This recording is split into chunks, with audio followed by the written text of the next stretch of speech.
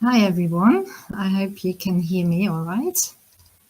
Thank you for joining me today. My name is Sabine Horner, and let me share my screen. Oh God, it's completely different. There we are. Okay, so unfortunately I can't see myself, but never mind. So I've already said who I am. I'm a functional nutritionist with a passion to help bereaved people eat better and address the wide range of grief symptoms that we may experience after losing a loved one. I'm also an Ayurvedic health coach. Ayurveda is the traditional system of medicine in India, which has a whole treasure trove of simple things that we can do to make us feel better within a short period of time. All natural and very effective. And I'm also a yoga therapist. And so I use yoga postures, meditation, breathing techniques to help people cope better with grief. Before I go into the presentation, maybe it's also interesting for you to know that I have been and I am where you are in your grieving journey. I lost my husband about 5.5 years ago, so I have personal experience of going through a major loss. And in this presentation, I'm sharing the simple things that I have found make a huge difference to how we feel and also how we cope with grief. So what can help us cope better with grieving? Well, knowing some basics about good nutrition. There's a lot of confusion about what is eating healthily, and Ayurveda has its own take on it. Ayurveda goes back 5,000 years, so they've got a lot of experimental, like wisdom and knowledge that has been, practiced on lots and lots of generations of people. Some simple nutrition and lifestyle hacks can help us to make some small but gradual changes to some of our habits, including eating habits, but also sleep habits and drinking habits, to take back control of our health. As I've mentioned before, grief can cause a lot of grief symptoms, which are largely ignored, actually, and I don't agree with that. I believe, and based on what I know about the body and what I've learned doing some research into it, grief symptoms are the first warning signals that something is seriously wrong, and we need to address these symptoms as quickly as possible and early on if we want to prevent some major chronic issues later on in our grieving journey. And my husband was a prime example of this. He lost his first wife 7 years before he got non-Hodgkin's lymphoma. So grief played a major role in this. Last time I mentioned the importance of re-establishing a regular daily routine.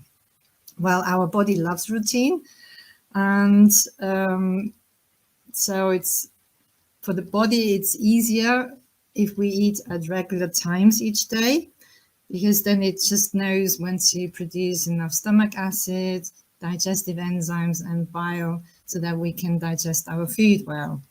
And it can also, it then knows when to divert the blood from other areas of the body into the digestive system, because we need a lot of blood to digest our food well, not just bile and enzymes and stomach acid. And our digestive strength also follows the strength of the sun.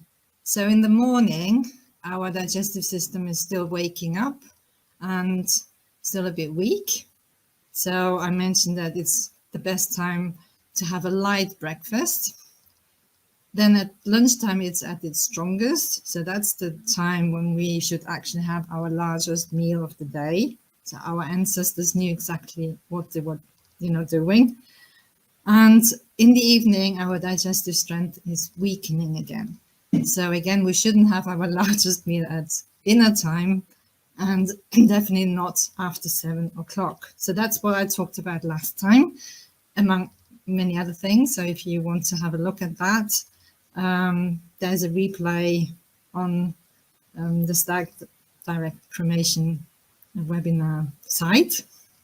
And why is our digestive strength so important? Because we are not just what we eat, but we are what we can digest. So that's really important.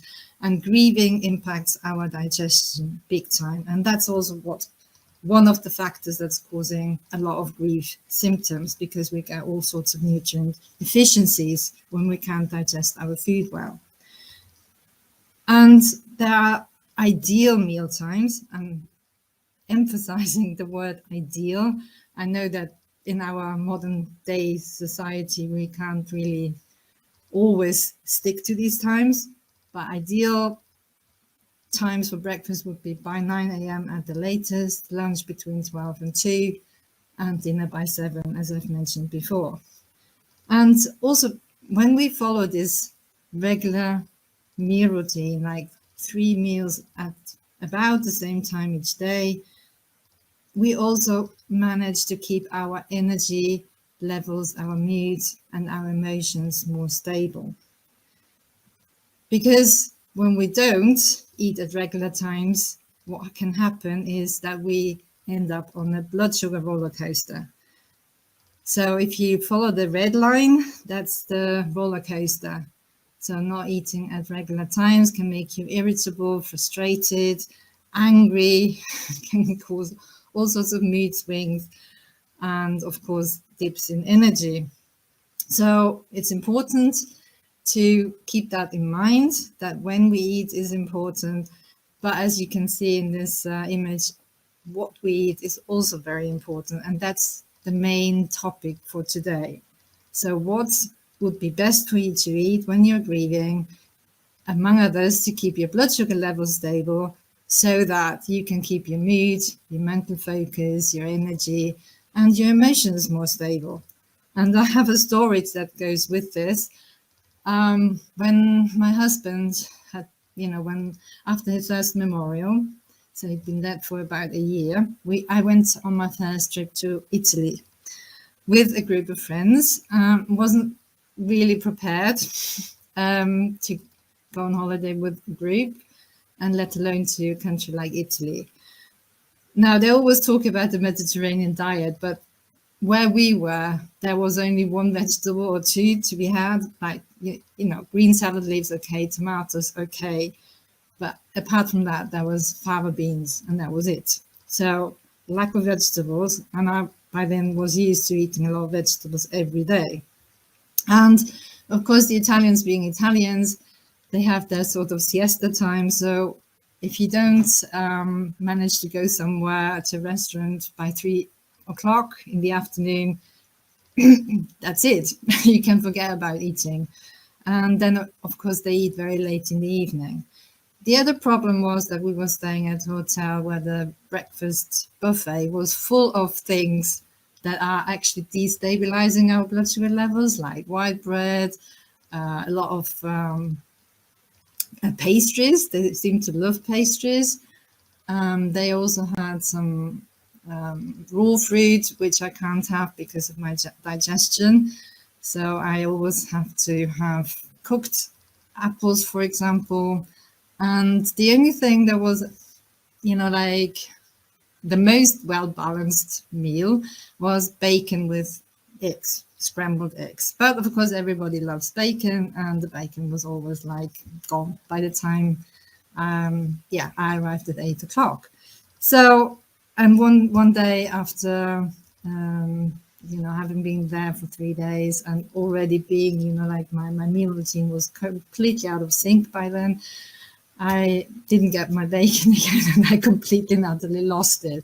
So I was really like that week was one of the worst in my life, because I was just so overwhelmed with emotions, and I was beyond myself. So I want, this webinar is also to help prevent that this happens to you, because it was an awful experience. So that's how I learned that, keeping our blood sugar levels as stable as possible, not just by when we eat, but also by what we eat, is very, very important to cope better with breathing. So I already mentioned what to eat. Have you noticed the impact of food actually on your mood, anxiety, energy levels, cravings, or anything else? So just reflect on, what you're usually eating, and anything that I've mentioned that could indicate that your blood sugar levels are maybe all over the place. So what doesn't help is eating ultra-processed foods. Now, back in the old days, supermarkets didn't exist, so all this food wasn't there. So I think grieving people in former times had it a little bit easier, that they weren't tempted by so-called fast food, comfort food, traditional comfort food, like, pizza, macaroni cheese, fish and chips, and a burger, that sort of thing. So what the problem is with ultra-processed food is that it's lacking in fiber. And this is what happens in the top left corner. You can see the blood sugar roller coaster. That happens when we eat something that's ultra-processed and lacking in fiber. And why is fiber so important? Among others, it keeps our beneficial gut bacteria happy. So you can see them on the right. So, and in this picture, they are completely and utterly overwhelmed because there's lack of fiber in their host's diet. So if you eat a lot of traditional comfort food, the ones that I've mentioned, ready-made meals, convenience food, like takeaways, then you're probably not making them very happy. So our beneficial gut bacteria love fiber, and when they get a lot of fiber through what we eat, then they are happy, and they in turn make us happy. So it's very, very important to make them happy, okay? Because they also produce 98% or 95% of serotonin is produced by these gut bacteria. So, and not in the brain. That's also a misconception that is still widely around. Okay, so the other importance of fiber is it doesn't only, keep our beneficial gut bacteria happy and therefore us happy. It also speeds up our digestion, which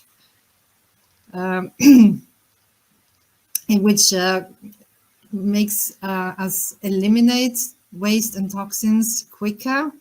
So again, another way of increasing our energy and improving our mood and keeping our emotions more stable is preventing the buildup of waste and toxins in our digestive system, so preventing constipation. It also slows down the release of sugar, so this blood sugar roller coaster is slowed down, so there's not these sudden spikes and rapid drops, so everything's more gentle, like waves, gentle waves. And it also makes us feel full for longer, so we don't have all these sugar cravings or other cravings, and we stop snacking so much. I'll go into snacking a little bit more further on, why snacking is not really a good thing to do. And where do we find fiber? Well, first and foremost in vegetables. So it's very important for us to eat a lot of vegetables, and also in sources of protein such as beans and lentils, in nuts and seeds, and in whole grains, and also in fruit. So, but you've already heard me not really talk about fruit, because I usually don't have much fruit. I only have stewed apples in the morning, that's it. So that's where I get my fruit intake. So it's not important to eat fruit every day as long as you eat a lot of vegetables every day. So a well-balanced meal, what does it look like?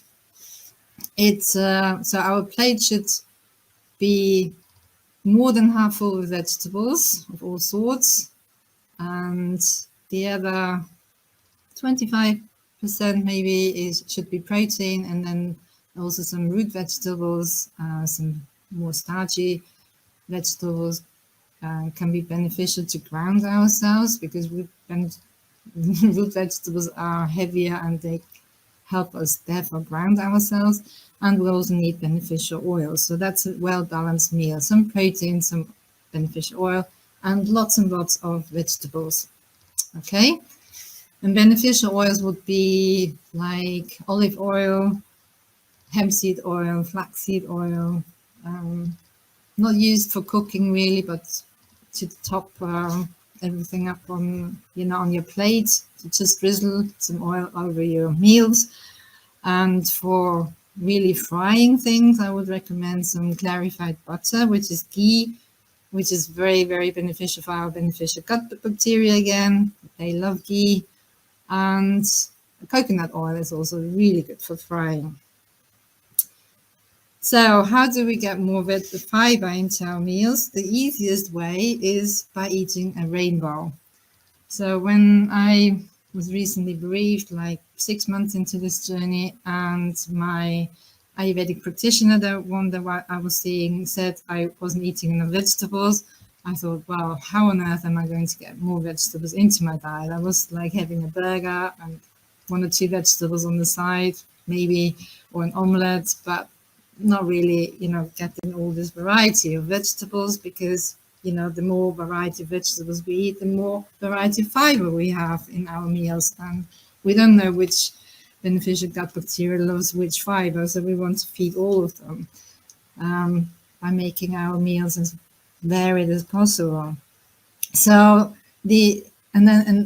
so I was asking myself, how can I get more vegetables into my diet? And then I remembered the stir fry recipe that my husband and I had been cooking. And it was actually a super green stir fry recipe, and I just changed it. So I started eating a stir fry nearly every day with different vegetables, different herbs, and different sorts of protein. And that was my savior. So I can heartily recommend, if you're further into the journey, to experiment with stir fries. It's really easy. And I've got a cooking video on how to make it on my YouTube channel if you need some inspiration. Very easy to, just mix and match different vegetables with different sources of protein. And protein can be anything. It could be falafel, could be a veg burger, a meat burger. It can be buckwheat noodles, lentils, beans, all sorts of beans, quinoa. That's, you name it, and you can mix it with a stir fry. And of course, you can also eat a more colored hummus, or make your omelette, turn your omelette into a rainbow omelette. And the stew can be made into rainbow stew. So just try to add more color to your meals. And then there's some other benefits of a stir fry. So it's not just an easy way to get more fiber and protein and variety into our diet, but also it's very easy, doesn't require any cooking skills, and you don't have to have a wok. A frying pan is completely sufficient. It's very easy, and you can make it on autopilot, so you can start every stir fry the same way, which is another coping strategy of mine. Just, when you're bereaved, the last thing you want is to look through cookbooks, looking for some recipes that you find easy enough to make and you have all the ingredients in. So this is a meal idea. Just make it with any vegetables, protein, herbs and spices, and some beneficial oil, and it will taste really lovely. And the ingredients help balance your mood, emotions, and energy levels. It's very tasty because the herbs and spices make it very aromatic. It's very adaptable. You can have a different stir fry every single day of the year, and it will taste and look different every time you make it. And you can make it for one person, for two, for three, and it takes no more than 12 minutes to make. Really, I timed it, so I'm not, kidding like Jamie Oliver, but it only takes 30 minutes, and then you are in the kitchen for 1.5 hours. No, this really takes only a maximum of 12 minutes. The same amount of time it takes to actually warm up a pizza, which is not so beneficial. And I will tell you why. And the other way you can get more fiber into your meals is by making simple food swaps.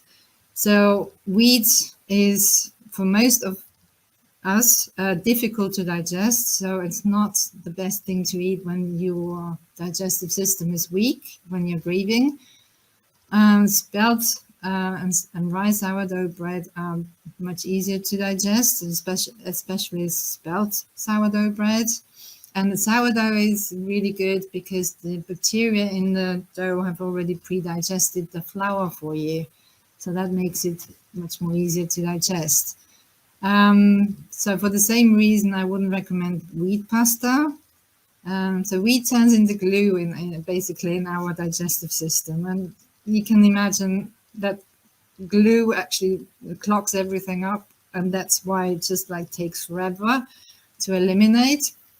So you can, instead of wheat pasta, there's lots of other pastas around nowadays. There's buckwheat, corn, rice pasta, lentil pasta, you name it. You just need to look around for it. And when wheat pasta is actually also sold out, you can actually, go for the other ones. And not many people go for buckwheat pasta, for example. But buckwheat is a protein. So again, you get your protein with the meal by going for buckwheat. Instead of pasta, you can also go from beans and lentils more, or pearl barley and quinoa. So another way of, steering away from pasta. I don't find pasta very nutritious.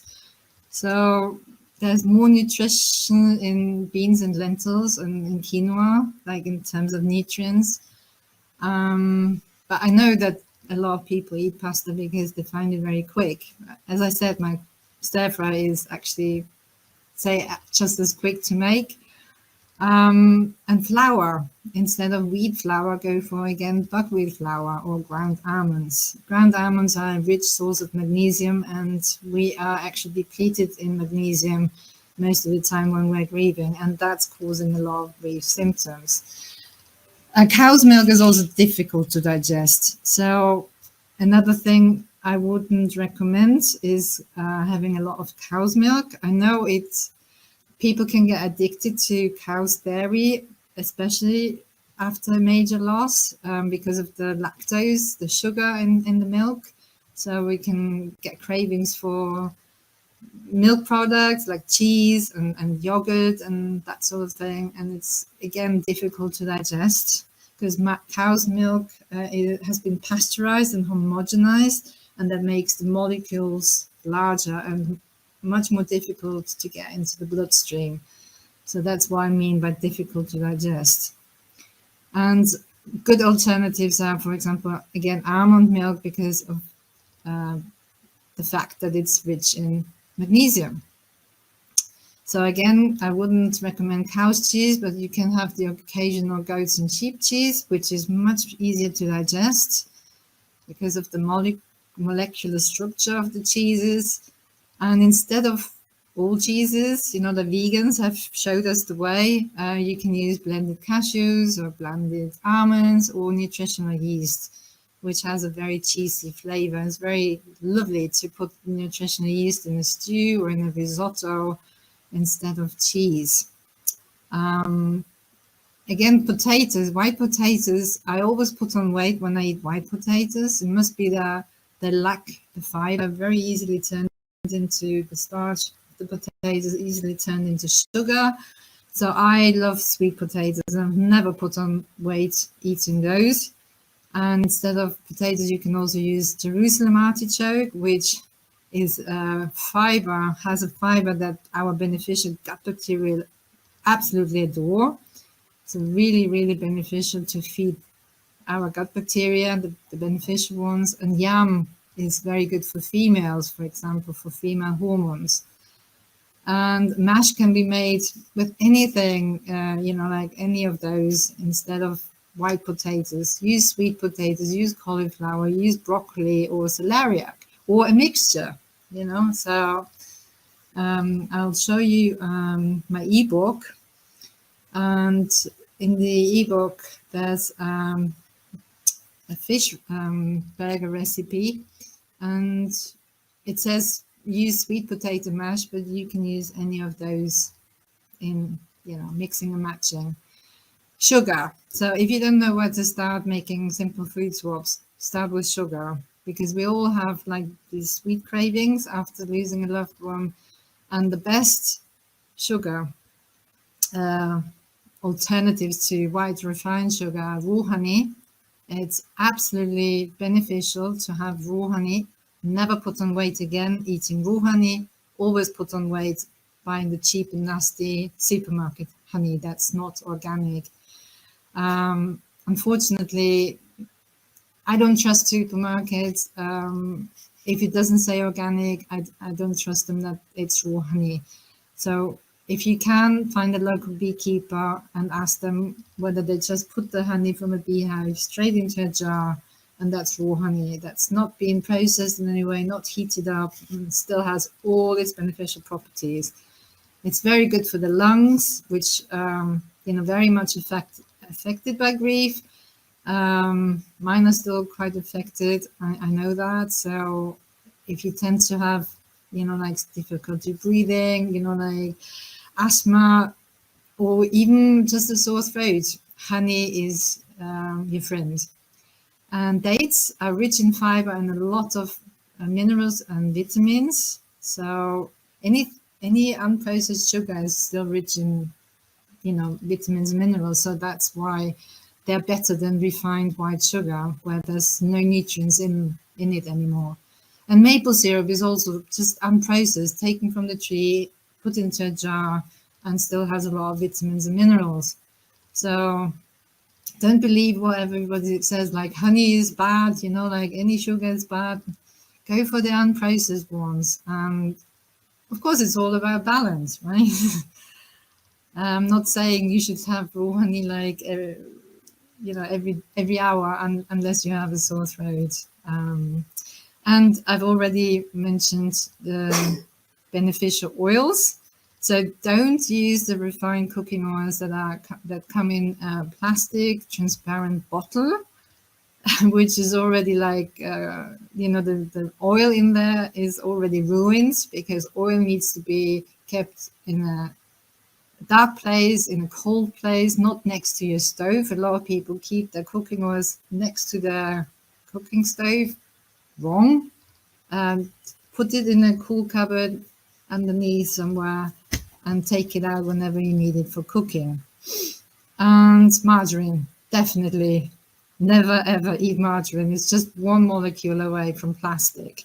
So if you put out margarine and butter and you do this experiment with ants, they will never go for margarine, they will always go for the butter. Okay, so keep your food as natural as possible.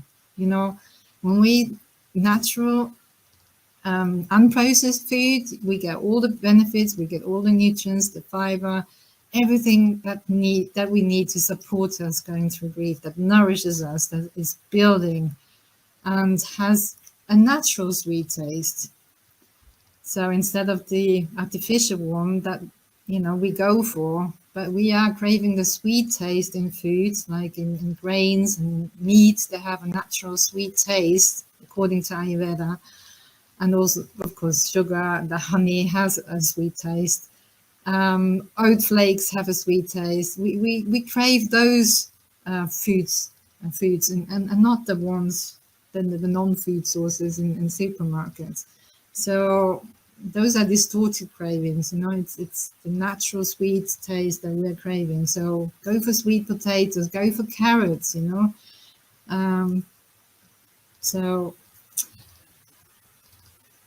And the other thing is, when we're grieving, as I've said before, our digestive system is not working well. So the emotional stress makes that the blood is diverted away from the digestive system into the limbs, the hands, the legs, and also the heart, so that we can run away from danger. Unfortunately, grief is perceived as a threat, so we want to counteract the weakness that we experience in our digestive system and make everything easy to digest, right? So especially in the first few weeks and months, maybe not go for stir fry because it's still a little bit less cooked than other things. Go for anything that's mashed, pureed, blended, like a smoothie, a soup, a stew. Anything that has a lot of liquid in it would be good because we also get to eat. And basmati rice is easy to digest, for example. You can put it in a soup to just, depending on how much appetite you have. In the beginning, you may find that you have difficulty swallowing or that your appetite is low. Again, I've got this ebook that I've created with a lot of tips of what you can eat when your appetite is not there, and also a blog and how you can actually build up your digestive strength again from no appetite to eating well again. And so have a look. Avoid anything that's difficult to digest. Difficult to digest is anything that's not been cooked. So anything cold. You always have to add something warm to anything cold or raw. So if you have a salad, combine it with warm chicken or with heated up tinned beans or lentils, or pre-cooked quinoa that you would just like warm up with some boiling hot water. Always combine cold food with something warm. Avoid eating red meat, especially in the evening. It is so difficult to digest. It's very heavy and dense. So yes, it makes for a good sleeping pill. But pumpkin also does the same trick, or butternut squash. It's also heavy and it's also very sleep-inducing. So you don't need to eat red meat. Wheat, as I've said, turns into glue. As soon as we've eaten this really crunchy, nice tasting bread, it turns into glue in our digestive system, and yeah, can cause constipation. And yeah, depending on what constitution you have, and I won't go into any detail about that, but there are 3 different body constitutions, and for some, wheat and dairy is definitely a no-go. Yeah, and cheese is difficult to digest as well. And I've actually seen a program on cheese, and it was like comparing cheese to, what was it called, like pus.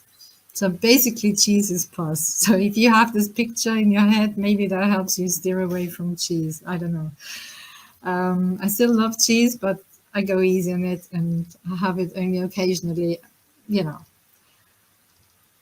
So the other thing that can help us make things easier to digest is spicing things up, using herbs and spices, like in my stir fry. So my favorites are fennel seeds, cumin seeds, nigella seeds, and mustard seeds. They just like heat up the digestive system, like strengthen the fire in our stomach, because there's a sort of, in Ayurveda we talk about the digestive fire. That's the stomach acid, and that helps break down the food. And when food is properly broken down, that's when it can be absorbed into the bloodstream, and then from there it goes into the, to all the tissues and organs. When something is not well digested, it goes into our lymphatic system, and it clogs up the lymphatic system, and the lymphatic system is linked to our immune system. So, and that can cause low energy, low mood, low everything, because our lymphatic system is a waste disposal system. When that is not working well and we can't eliminate toxins, then no wonder we feel, like energy vampires. So really use herbs and spices. And the 2 that I would heartily recommend are ginger, fresh ginger in anything and everything you eat and drink. So fresh ginger tea, for example, puts it in a flask and drink it regularly. This will also stop you craving food, by the way. I found out recently when I was doing a webinar on appetite, following listening to a webinar, that was actually one of my coping mechanisms of not going into emotional eating. I was just drinking ginger tea all the time, sipping. So I can hardly recommend that one. And I also put ginger in everything and anything I eat.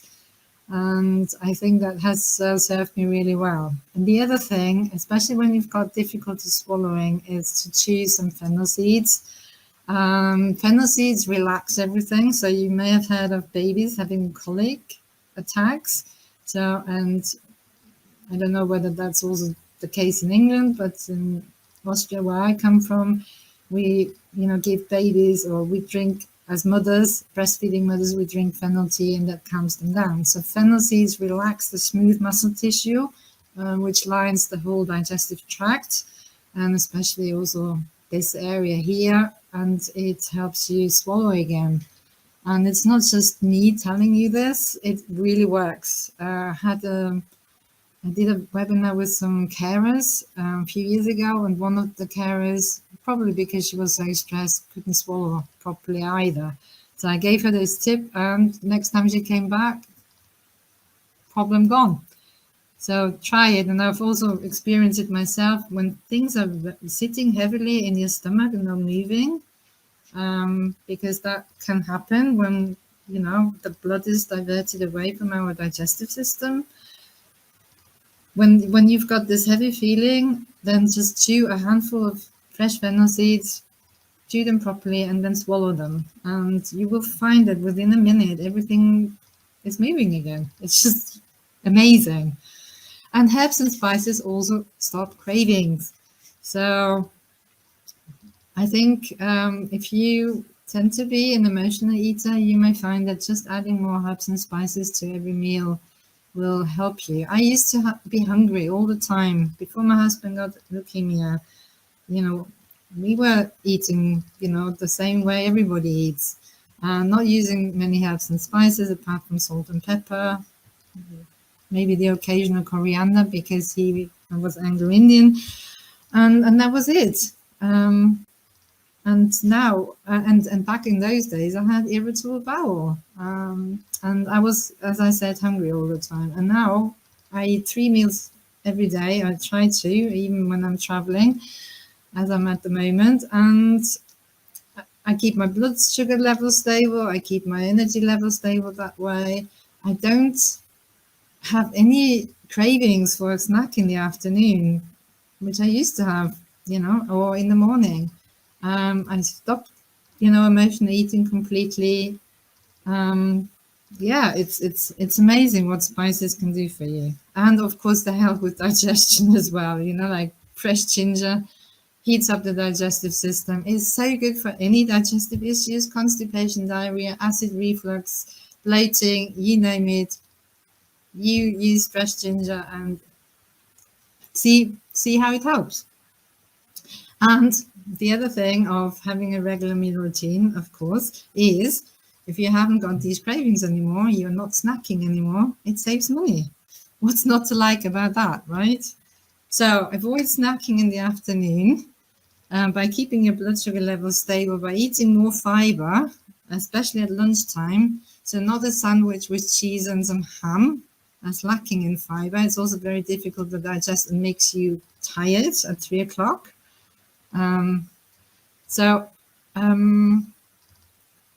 Just make sure your main meal at lunchtime is full of fiber. And if you feel like you need a treat, because, we all love to look forward to something, and the afternoon can tend to be quite long, have a hot cocoa drink instead of, going for something like a donut or a cookie or whatever.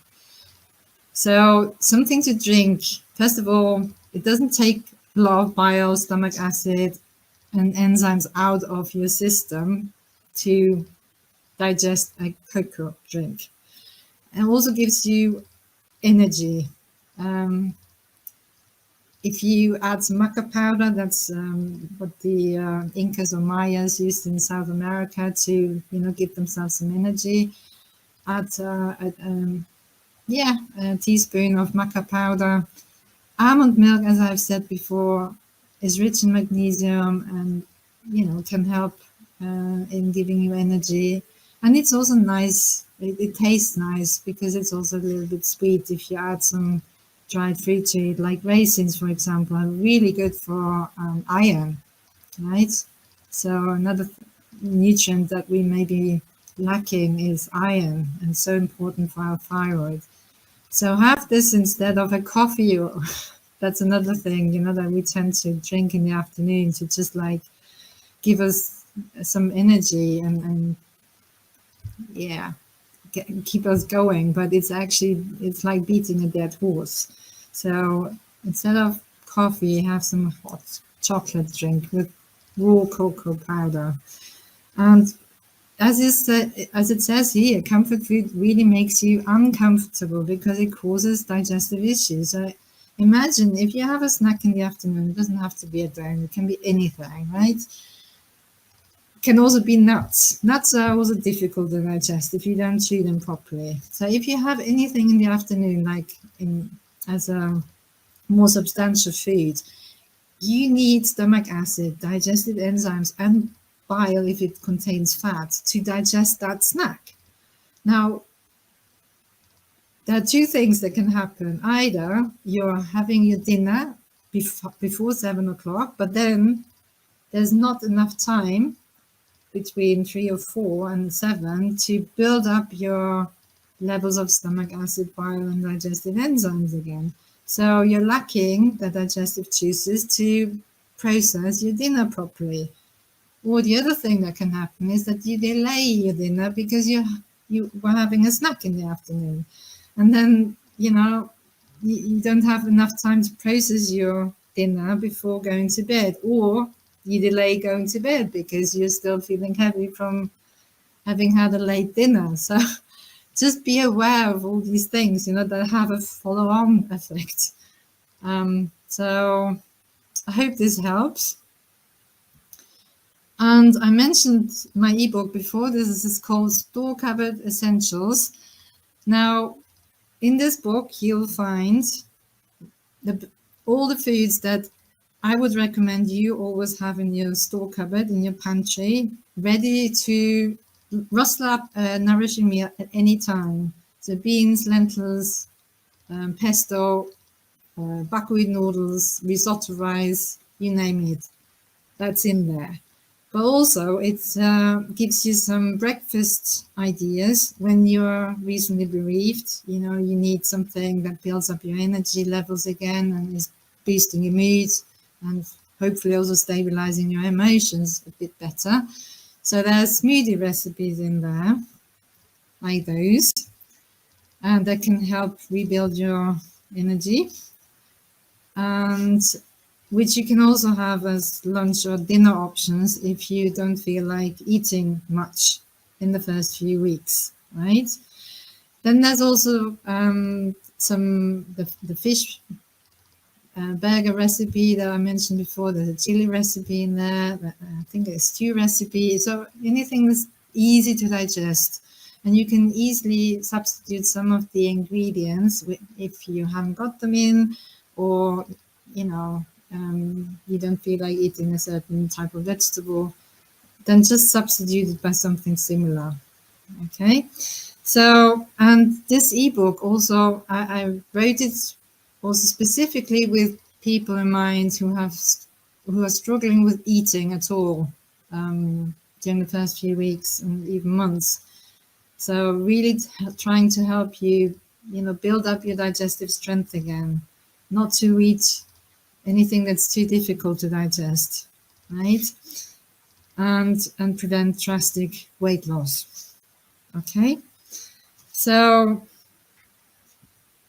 if you are interested in getting my ebooks, I've also got one on self-care tips, and or my mindful eating journal, or my self-care sleep diary, or he would like to subscribe to my regular newsletter, where I also share tips and recipes, anything, grief yoga classes, or if you're interested in a 30-minute chat with me, just to, get to find out more about your health challenges and maybe finding a way to work together to help you address them, then you can always get in touch with me. I'll share my contact details in a minute. And what I do is I offer one-to-one support programs where we can work on an individual basis, because good nutrition is very individualized. It needs to be tailor-made to you and your body constitution. I mentioned that there are 3 different ones. So and everybody is a mix of various energies.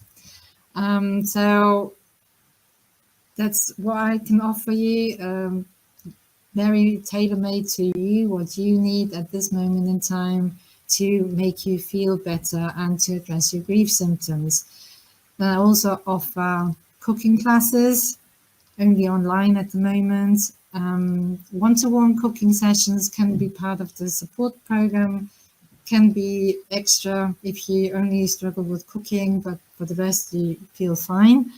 I also offer vitamin D test interpretation, which is really the basics we need to really feel better. We need to have good vitamin D levels, which is also very often overlooked, because vitamin D has been linked to depression, anxiety, weight issues, aches and pains.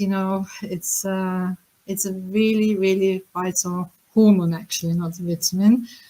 And I also offer, as you've seen before, some grief yoga classes, and I'm in the process of creating some chair yoga dance classes, actually. So if you're interested in chair dance, get in touch with me. And next time I'm going to talk about meal planning and prepping and all sorts of coping strategies that I've become aware of, or I've created in order to, help you and myself to keep cooking, because I know we can be low in motivation, in energy, not feel like cooking at all. And we need to make it as easy and simple, but also as nourishing as possible, to, nourish our body and nourish our mind, and to be able to feel better again. It is possible to feel better, but we just need to know how we can help ourselves do that. And never forget that you are a work in progress. So small steps, go a long way. And here's how you can connect with me. So if you would like to take a picture, I'll just stop the slide a moment. Okay. Right, this was it from me today. I hope I can get out of here. Yes, here I'm back again. And I put the link to my ebook in the chat box. So I've sent it now. So have a look at the ebook. I think it's really rich in material. It's also got an adaptable shopping list, by the way. So really, bearing in mind all our problems that we have, with grocery shopping, with cooking, and how to help ourselves overcome these problems.